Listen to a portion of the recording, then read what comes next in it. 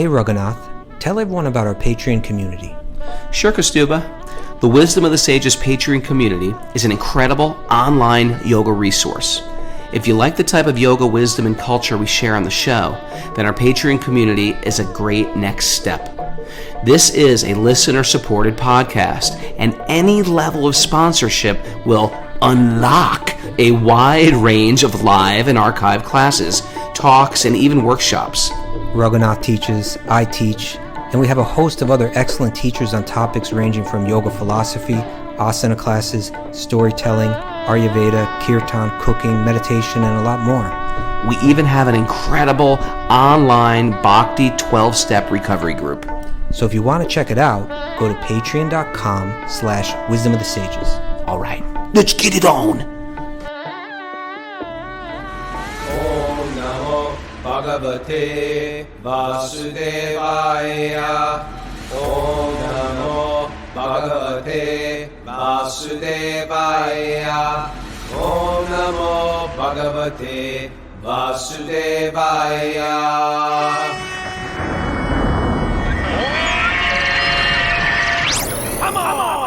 Live from Super Soul Farm.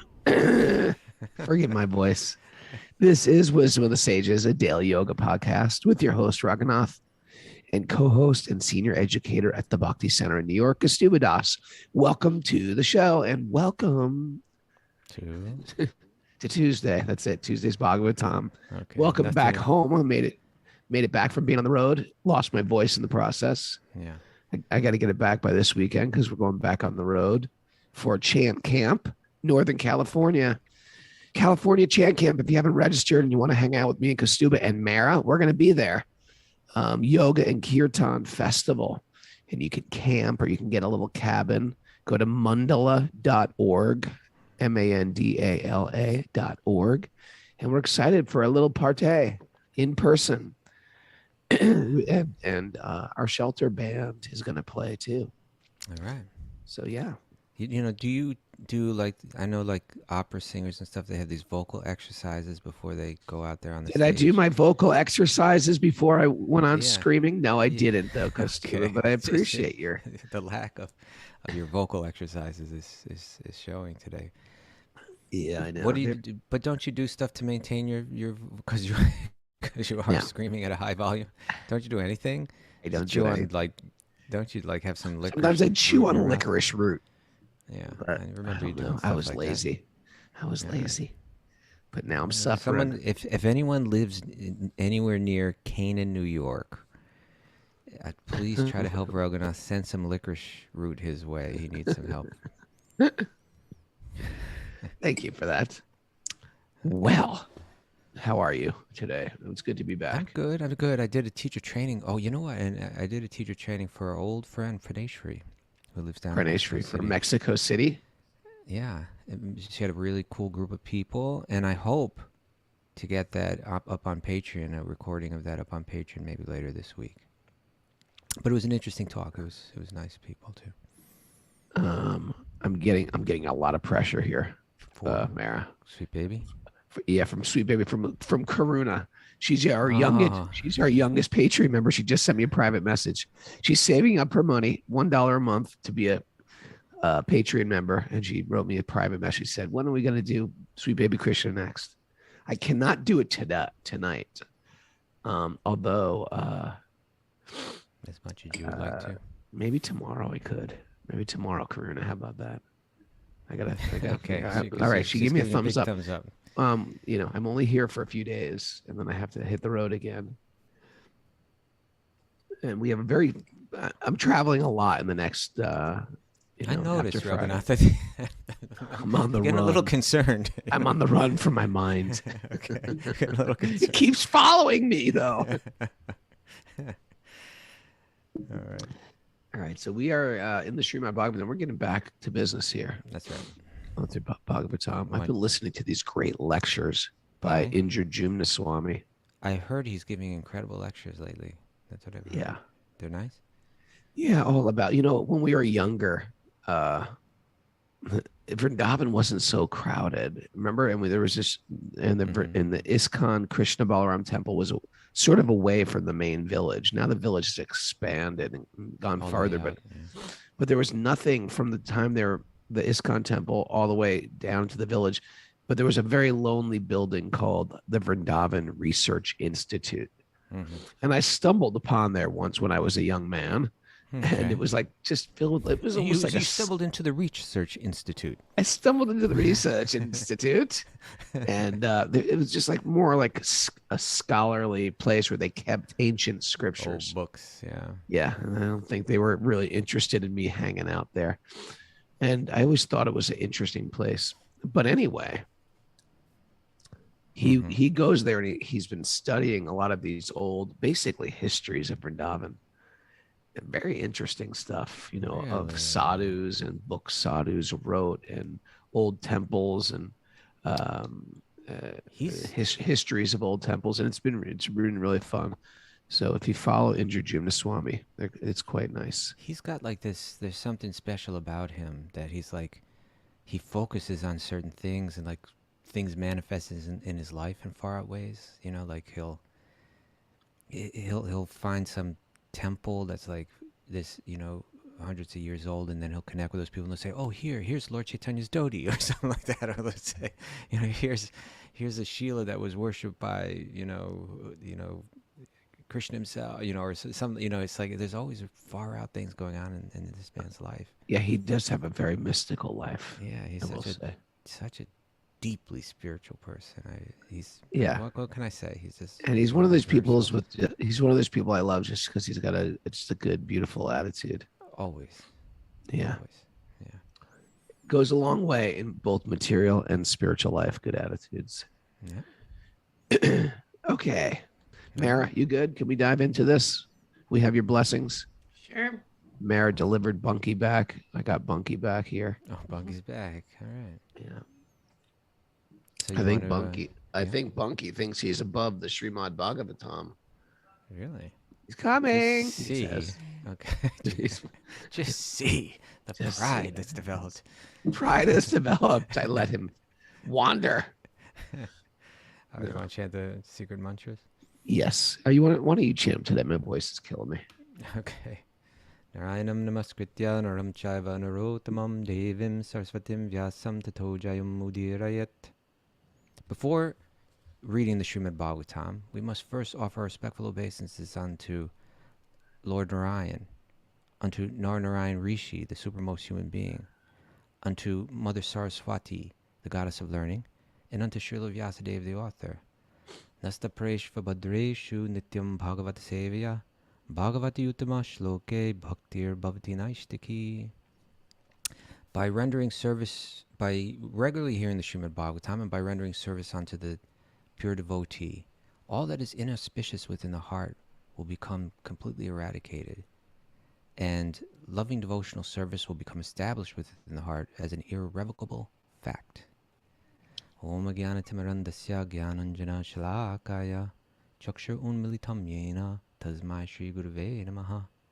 I was born blind in the darkness of ignorance, but my spiritual teachers are opening my eyes with the torchlight of knowledge. I offer my respectful obeisances unto them.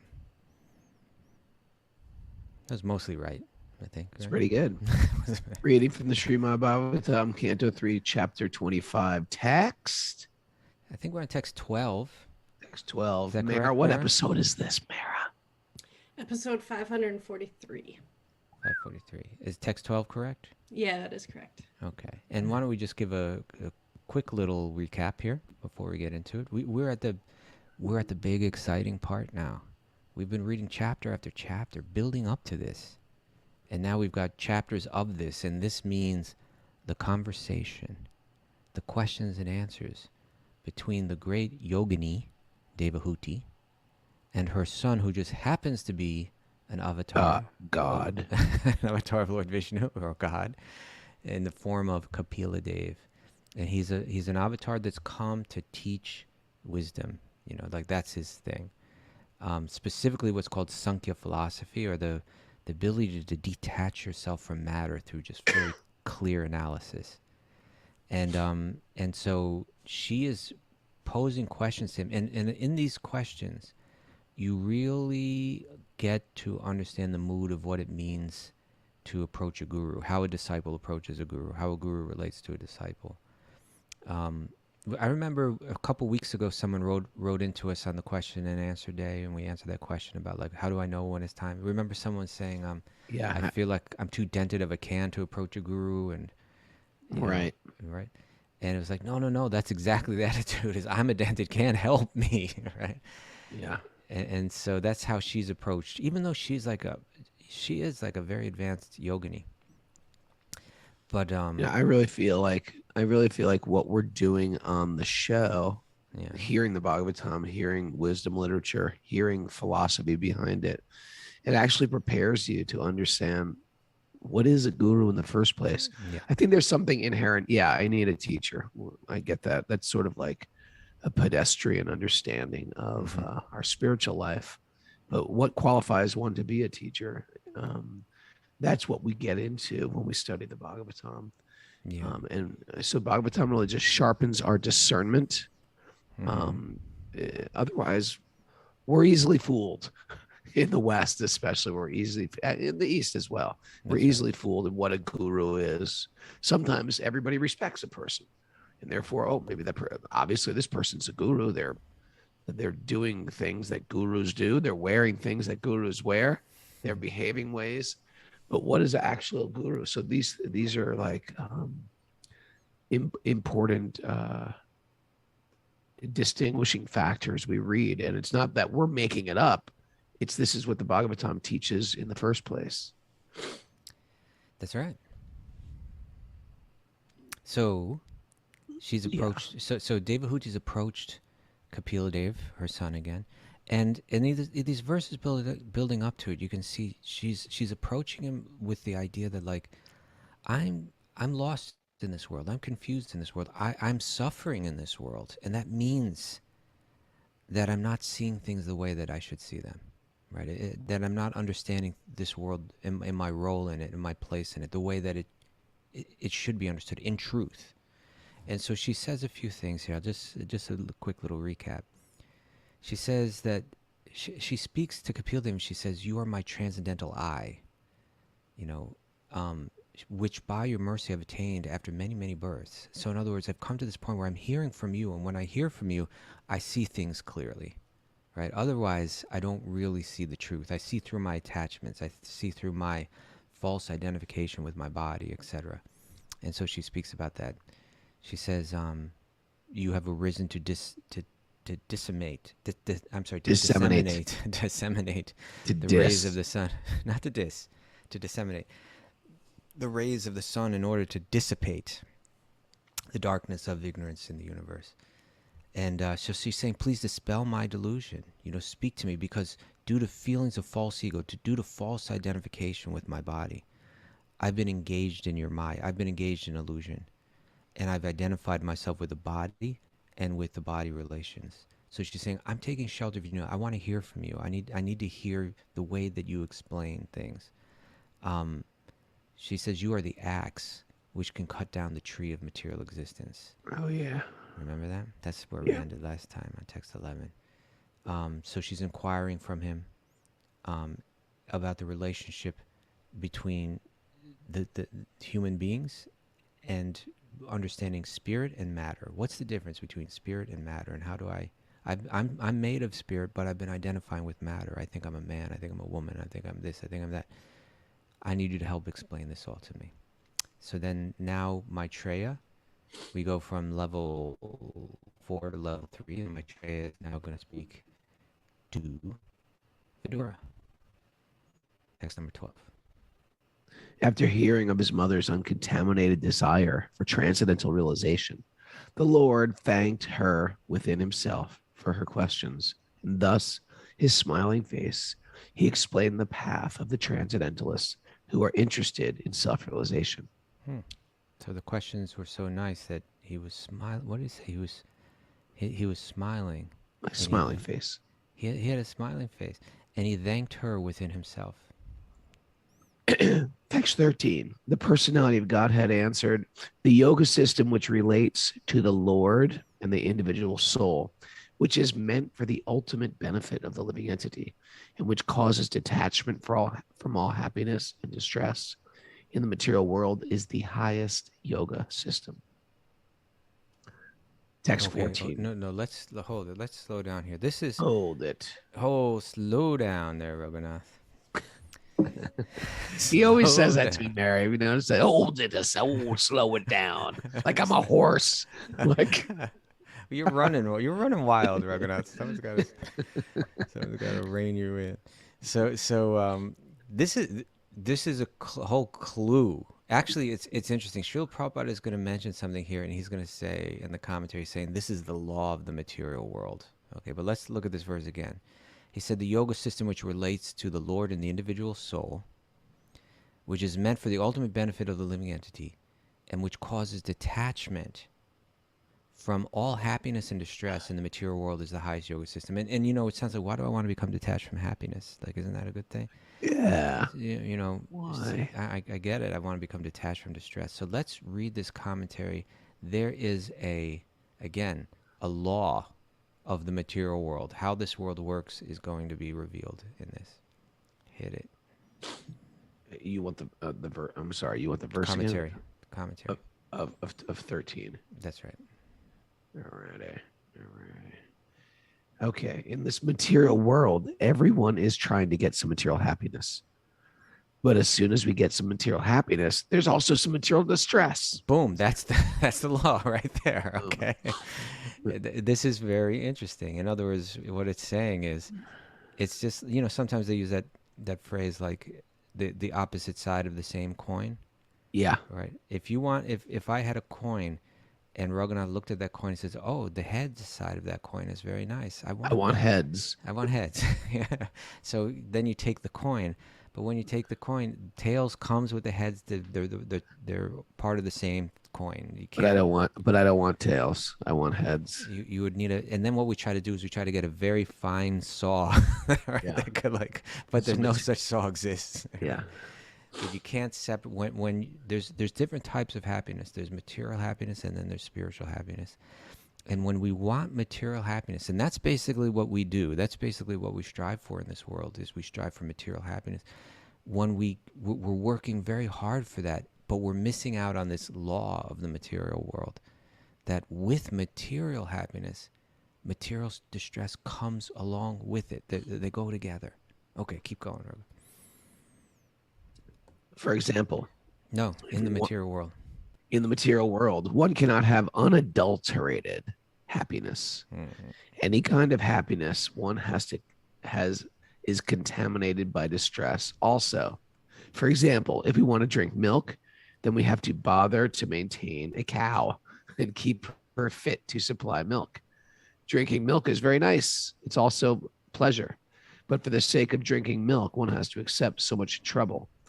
The yoga system, as here stated by the Lord, is meant to end all material happiness and material distress.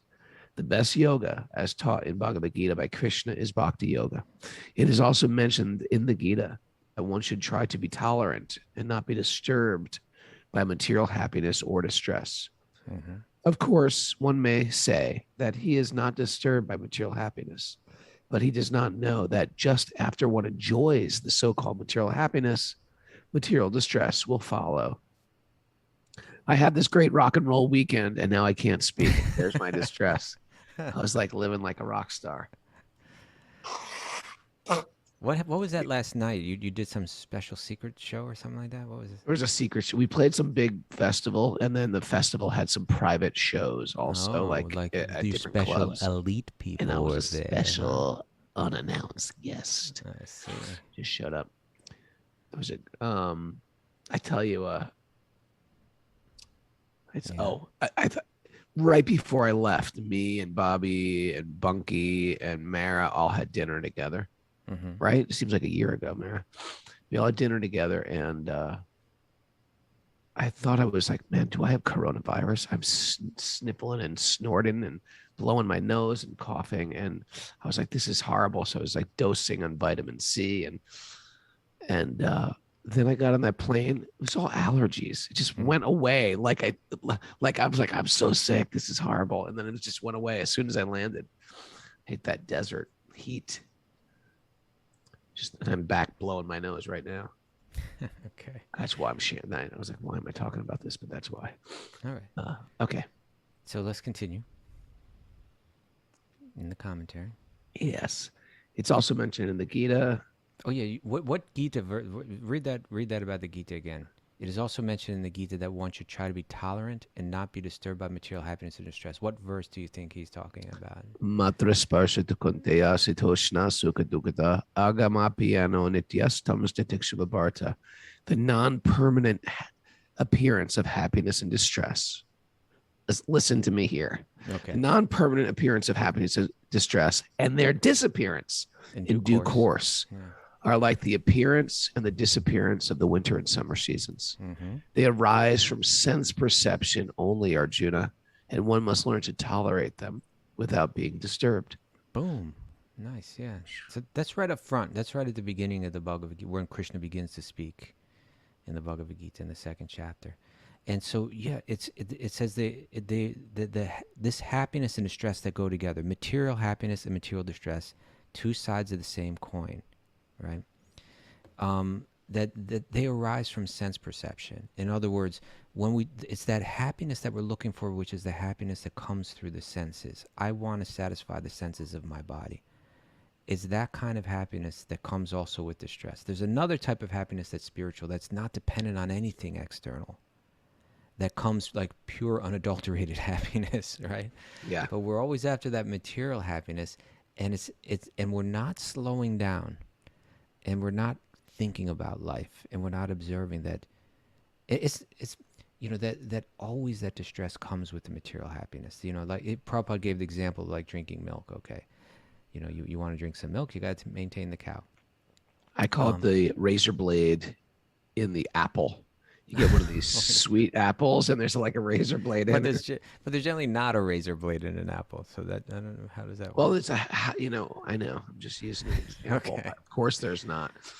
but where Bhagavatam will go a lot, and one has to be careful with this, but it's going to speak about like family life, right? Because in a more pious and decent world, people really, especially in this world as well, but people search for happiness through family life. I want to find my soulmate, and I want to, raise a family, and I want to have a house and a home, and that's all. There's all that's fine.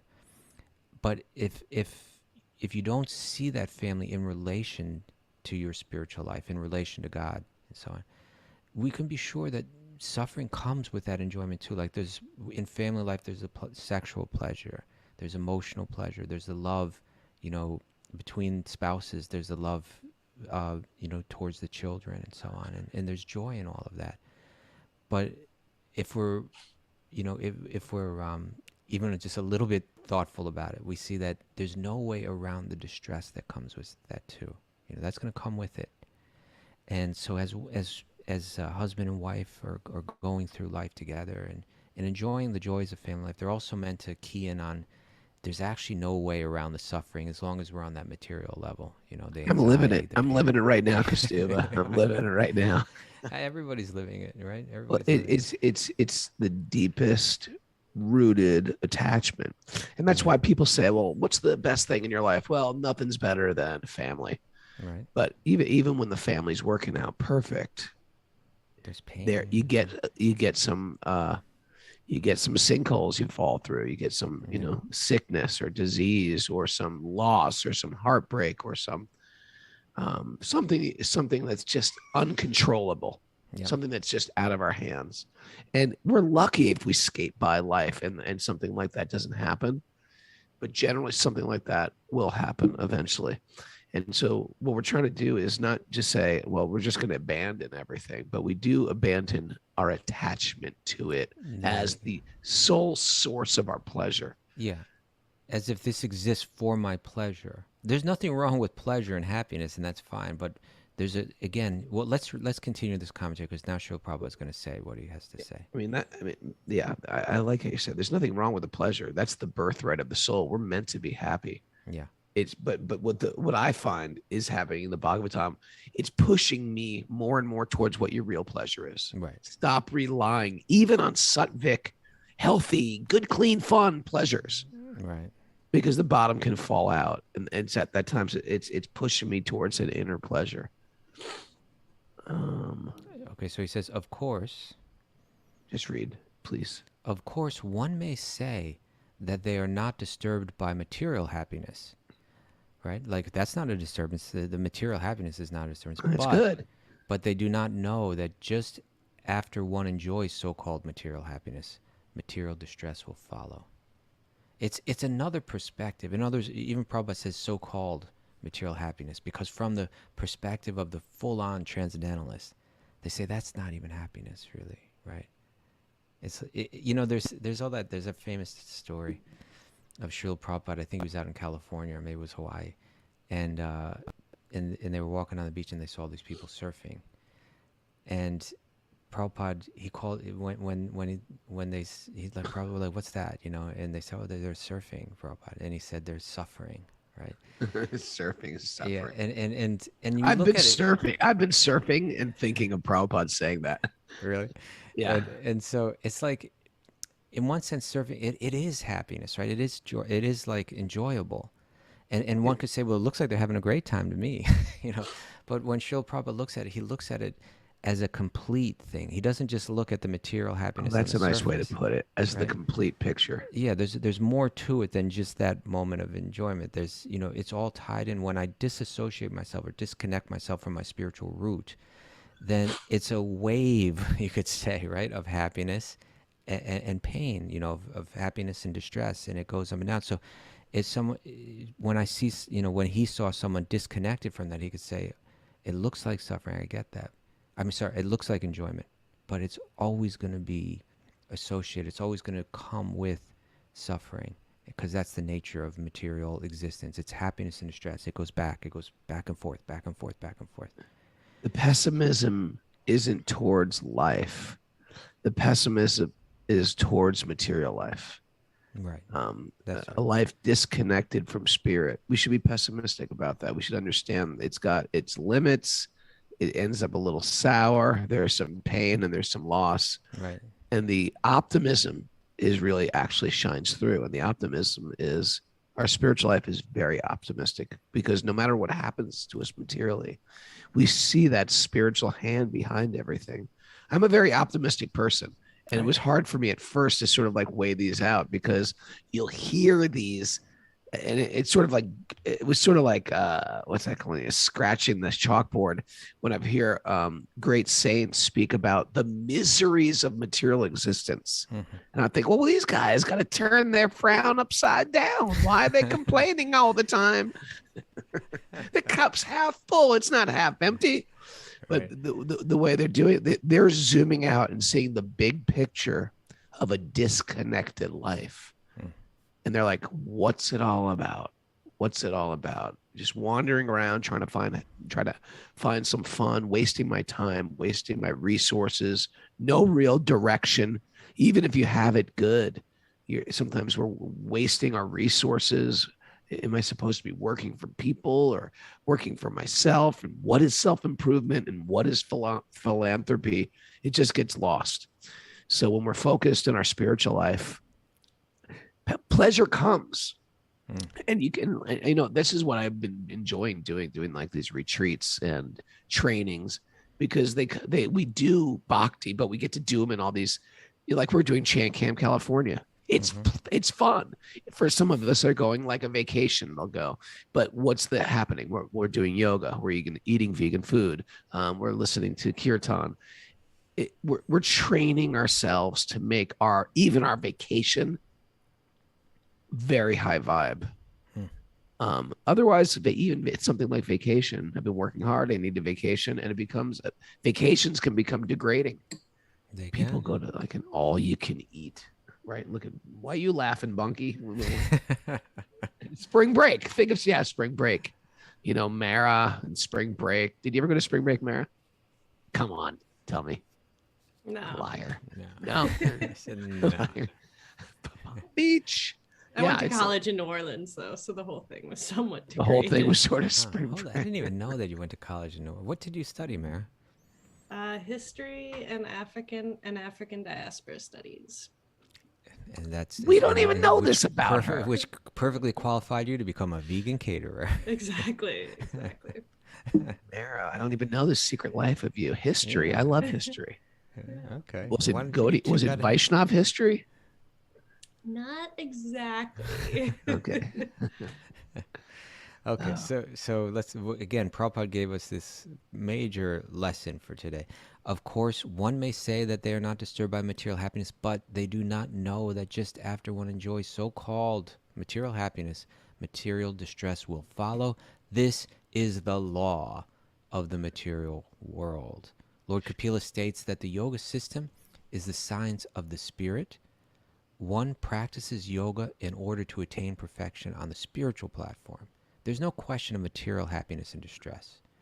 If it is transcendental, Lord Kapila will eventually explain how it is transcendental, but the preliminary introduction is given here. So Lord Kapila Dev is about to start to speak.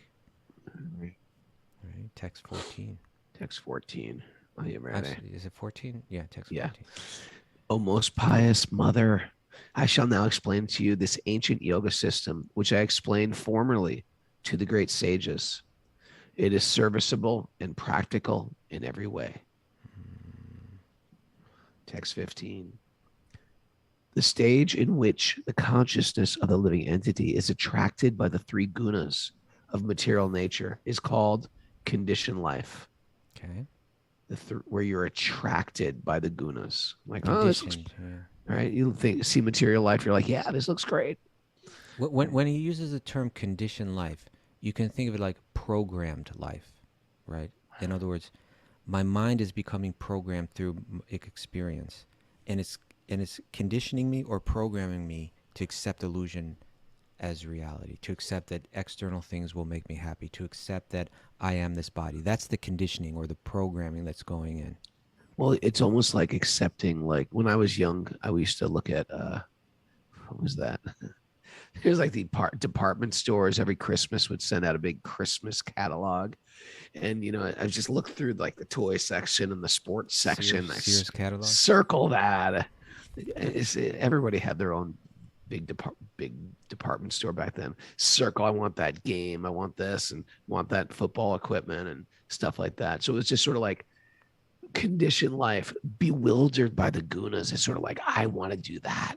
That's what advertising is. It sells us something that's not here, that you have to go somewhere to attain, or you got to purchase it and bring it into your life, and then you will find this great happiness that you're looking for. That's actually Rajaguna, right? The mode of passion. It's like Sattva Guna, the mode of goodness.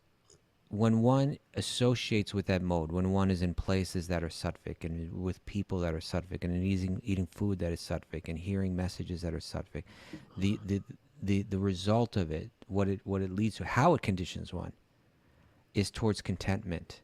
Things are good. I have what I need. I can think clearly. But Rajaguna is the opposite. Rajaguna is like when I'm associating with people that are in Rajaguna, when I'm in places that are Rajasic and so on.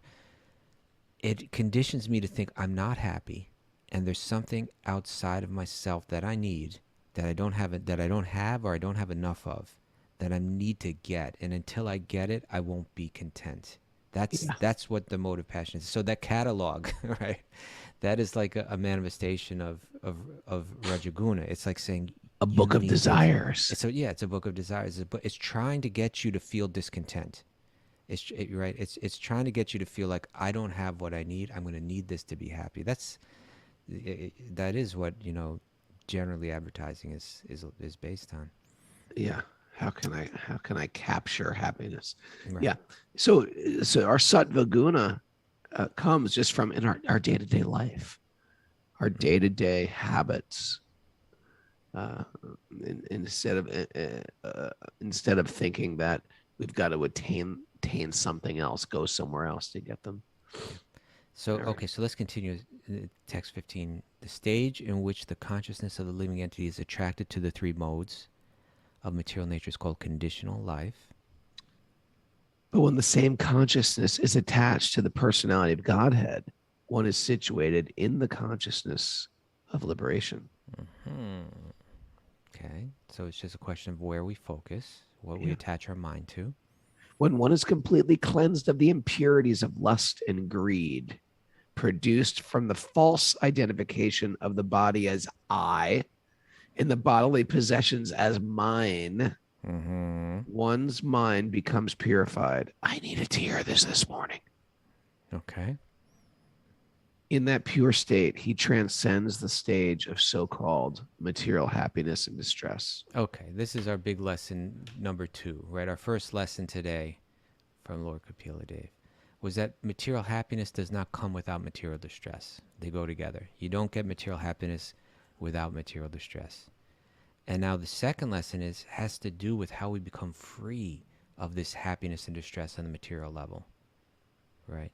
That if we can, again, when one is completely cleansed of the impurities, this programming of lust and greed, of desire and greed, you could say. Ama and Loba. Yeah. Which is produced. What is it produced? Where does it come from? What's the source of it? How does it develop? It's produced from the false identification with the body as I and bodily possessions as mine. The whole clues to life are right there, right? I'm not this body. These possessions are not mine. This body's just a vehicle that I'm passing through for just a blip in time. And these possessions that I have, they're not really mine. I didn't create them. And I only have them for a few short moments too. My existence is beyond them, right? So it says in that pure state, when you start to think that way, when you begin to see the world, Kapil Dev is playing the role of guru. Devahuti is playing the role of disciple. He's giving the message. He's giving this knowledge. We call it transcendental knowledge about how to transcend this material attachment. And by hearing it and by contemplating it and by reflecting on it, it becomes more deeply situated. It reprograms the mind. And then it says, in that pure state, a person transcends the stage of so-called material happiness and distress. That's what we heard about in the first lesson, right? You reach for material happiness, you get material distress. But if you can disassociate yourself, understand I'm not this body and these possessions in this world are not mine, then you are no longer subject to that happiness, that material happiness, but you can tap into the spiritual happiness, which is your nature. When you stop identifying with matter, you can identify with the spiritual energy that is your true identity. And that's called yoga, and that's what Kapila Dev's helping with. Why don't we read the commentary to this one as well? Okay, Kama and Loba. Those are good words. Maybe put those on the board, Mara.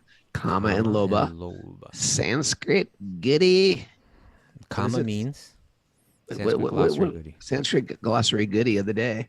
Kama means desire, our desires. Kama and Loba means our greed or our attachment, right? Yeah. Mm-hmm. Are the symptoms of material existence. Everyone always desires to possess something. It is said here that desire and greed are the products of the false identification of oneself with the body. Okay. When one becomes free from this contamination, then his mind and consciousness also become freed and attain their original state.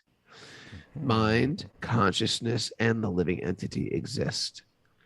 Whenever we speak of the living entity, this includes the mind and the consciousness. The difference between conditioned life and liberated life occurs when we purify the mind and the consciousness.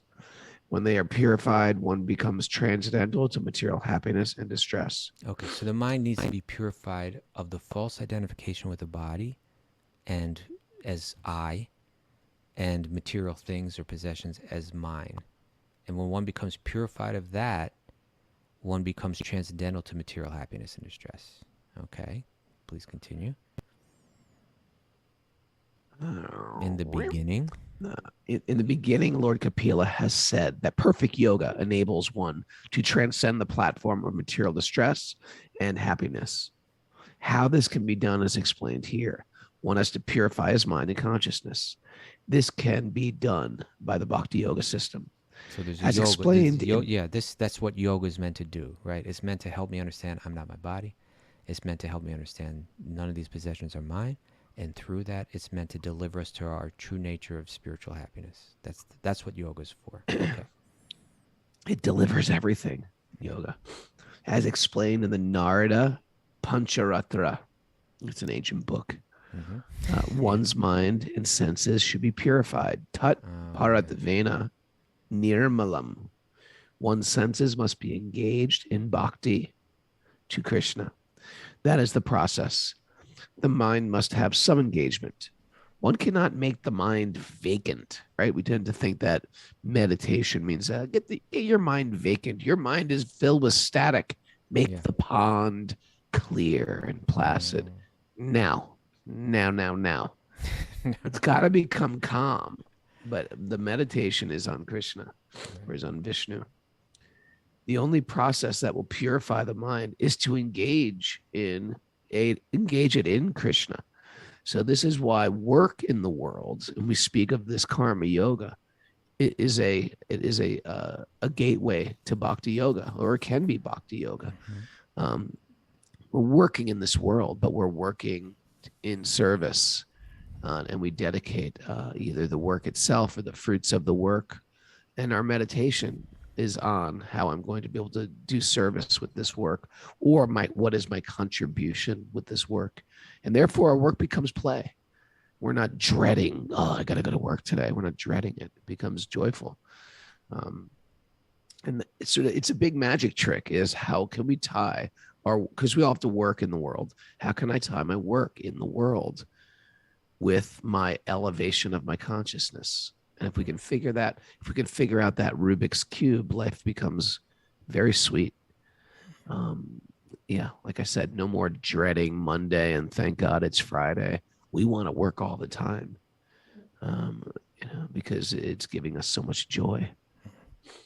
And in this commentary, when Srila Prabhupada quoted from Narada Pancharatra, he said, Tat paratvena nirmalam, that one's mind and senses should become purified. Right? But there's that is that famous verse actually, Sarvopati Vinir Muktam.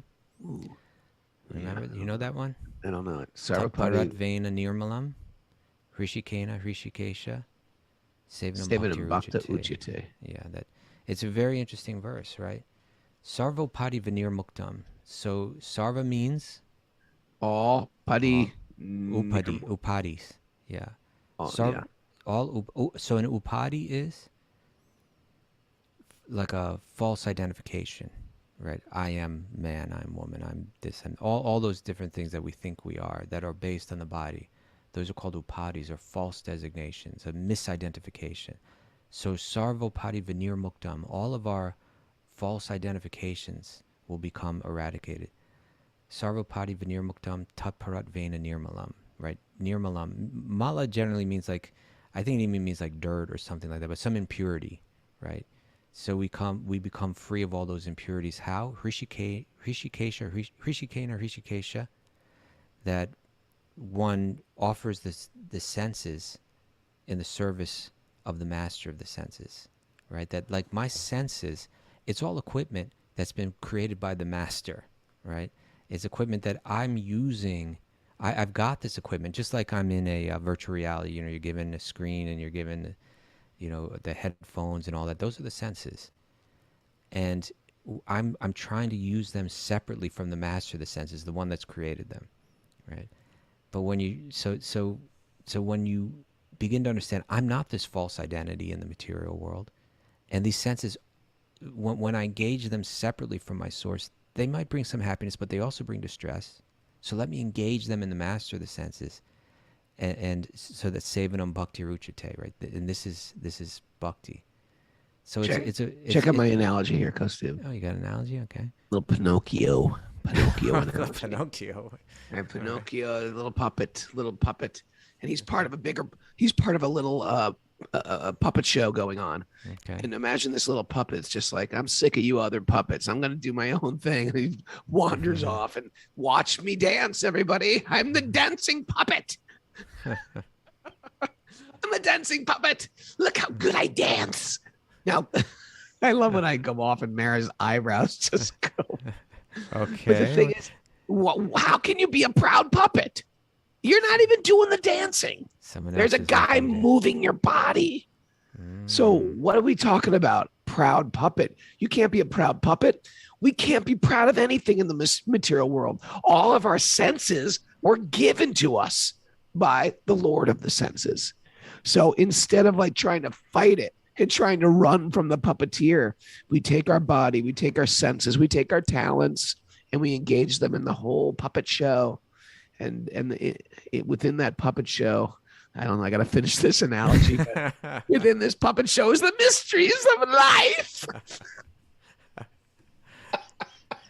Okay. Oh, he's losing it. He's lost it. Okay, I think we can do something with that analogy. It's serviceable. The proud puppet. All right. So why don't we continue here, Raghunath? I love when Kaustubha's like, all right, let's continue. Giddy up. Let's keep on moving here. Whoa, whoa, whoa, horsey, slow it down. Sometimes Okay, giddy up. Let's go. Sometimes we gotta slow it down. Sometimes we gotta keep it moving. You're just walking me around like you're a horse. All right. That was text what? 15 or 16? That was text 16. Okay, so text 17. There we go. Now, text 17, this is what we're going to read here. We could call it Atmagyana, knowledge of the self. What is the nature of the soul? We're going to hear about it right here in text 17.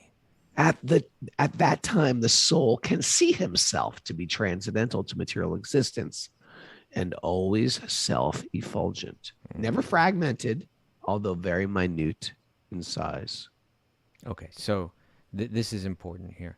It's saying that when we do this practice of yoga and we're cultivating freedom from the false designations of I and mine, then we begin to understand my true nature. What am I made of? And here it begins to describe it. It uses different terms. One is prakriti param, transcendental to material existence, right? Prakriti means matter, and param means superior to, right? I'm not made of matter. I'm not this body. I'm not even this mind, because they are all material ingredients. I'm prakriti param. I'm higher than that.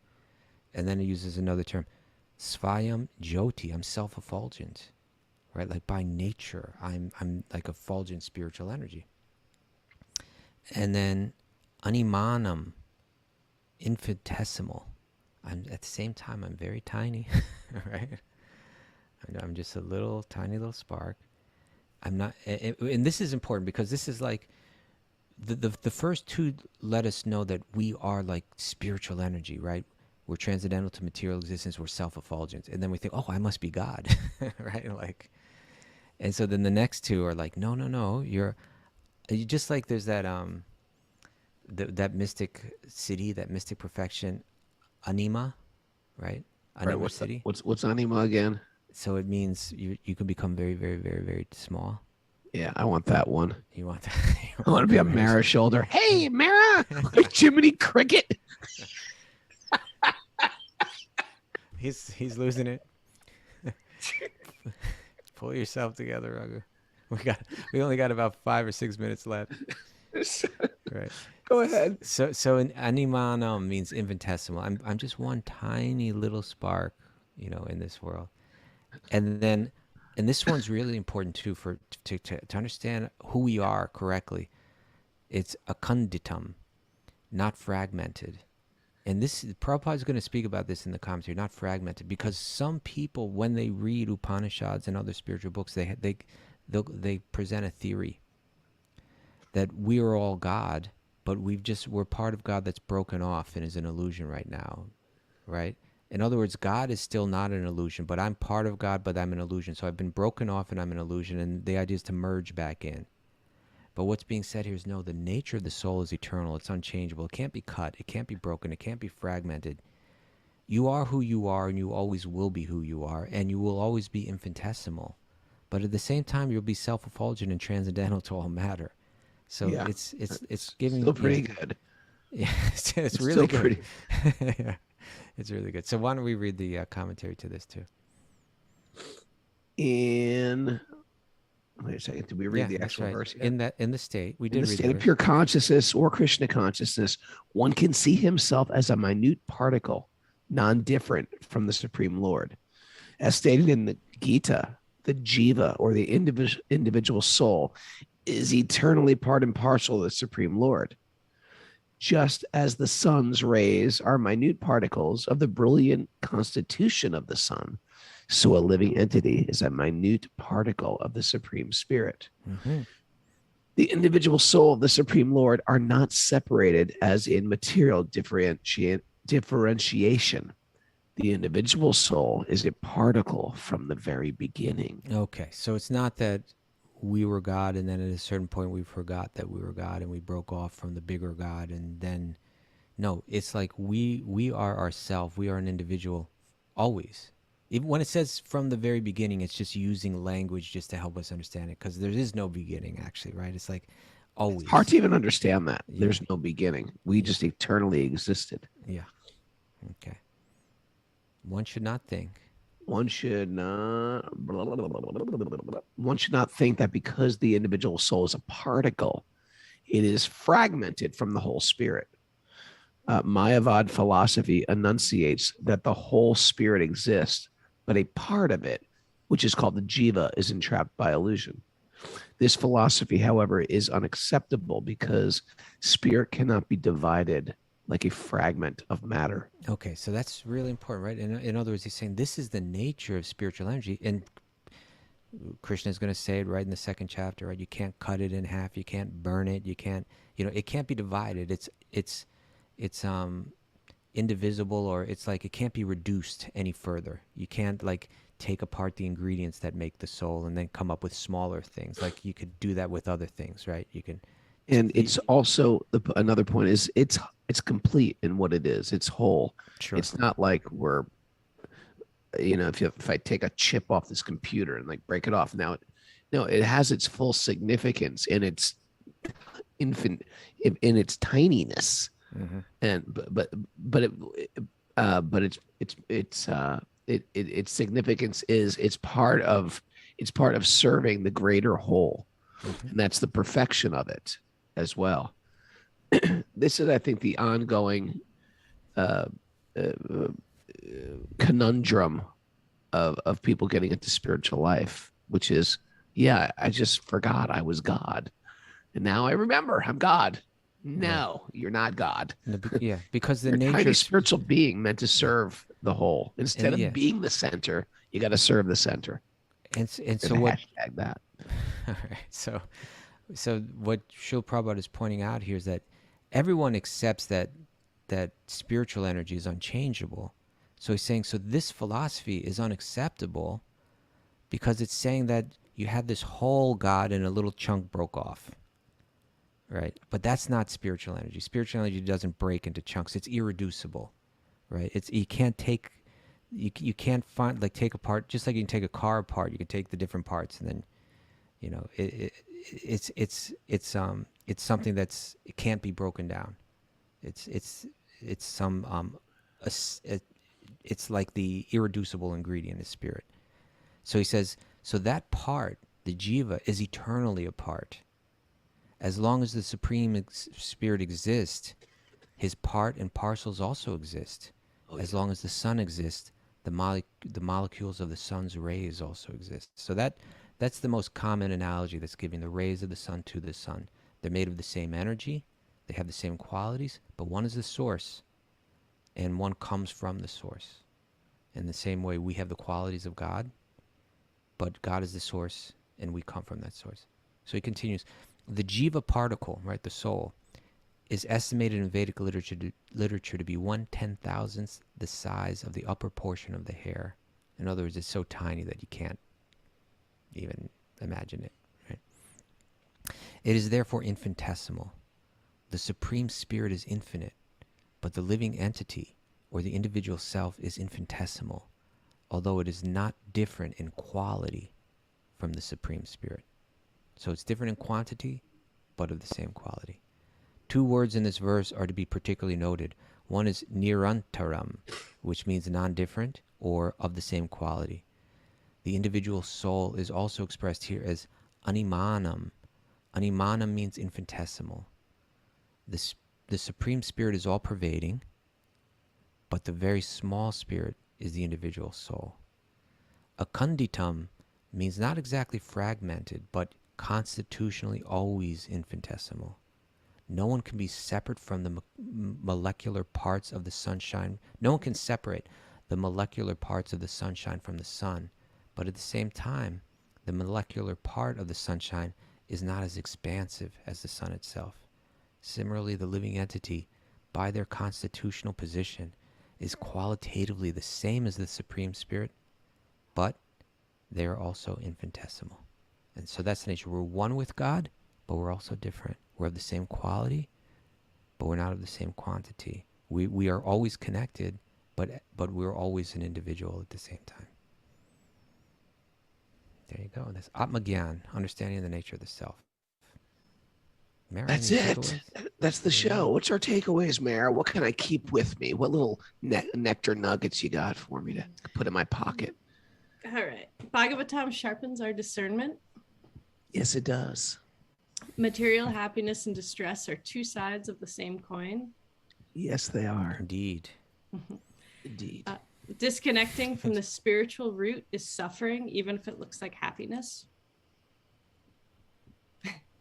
You accept that? Raghunath, you got something to say about that? Mara's Surfing waiting is for your... suffering. Would you like that? We're conditioned to believe that happiness is external. Yes. How can we work with an elevated consciousness? Offer our senses to the creator of the senses. I like Don't that. Yeah. Don't be a proud puppet. You Don't can't be a proud puppet. Don't even try. Instead of being the center, you need to serve the center. Yes. Boom. Anima City. Jiminy Cricket. Bhakti Jiminy. Oh, we should announce that we're on the regular schedule this week, except for Friday, which we will not have a show on Friday. It's travel day. We're traveling to California Chant Camp.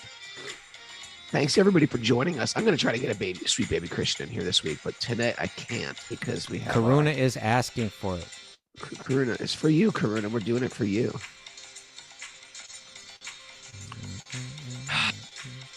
Thanks everybody for joining us. Really appreciate it. Sorry about my voice. I'm going to get it better by tomorrow. Going to drink some magical herbal teas. People are giving me various recipes on the chat board. Are they? Ananda Devi says, eat vegan donuts. It'll go away. Okay. Do that. All right. On your advice, doctor. I like that, doctor. Greg the Gay says I sound like Peter Brady going through puberty. Okay. When it's time to change, you have to rearrange. Yes. I like this. I'm really I think maybe Anima might be my new favorite city, mystical perfection. Getting really small. Kaustubha, traveling with you on your shoulder. You can travel cheaper that way, you know? Yeah.